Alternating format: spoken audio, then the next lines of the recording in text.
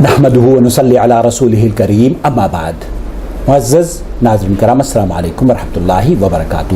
مفتی مملکت سعودی عرب سماحت شیخ عبدالعزیز بن باز رحمۃ اللہ علیہ سے پوچھا جا رہا ہے کہ احتلام اگر دن میں ہو جائے رمضان میں یا قے آ جائے تو کیا روزہ ٹوٹ جاتا ہے؟ سوال بھی آپ کی خدمت میں پیش کروں گا اور اس کا جواب بھی.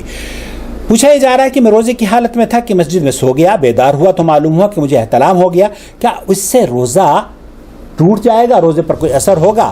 یاد رہے میں نے غسل کے بغیر نماز بھی پڑھ لی تھی. اور سائل یہ بھی پوچھ رہا ہے کہ ایک مرتبہ میرے چوٹ لگ گئی تھی، خون نکل گیا تھا سر سے اور قے بھی آ جائے تو قے آنے سے کیا روزہ ٹوٹ جاتا ہے؟ جواب آپ کی خدمت میں پیش کرنا چاہتا ہوں.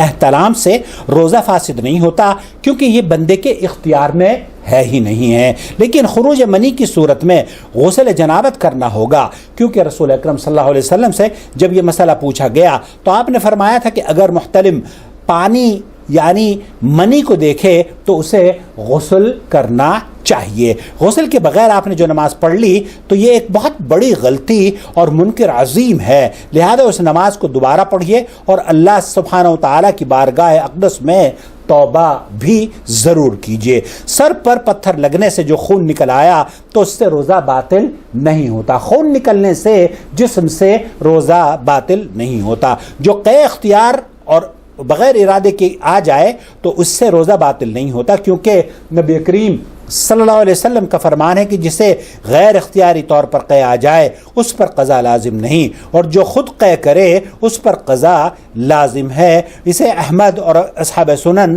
نے نقل کیا ہے اور اس کی سند صحیح ہے.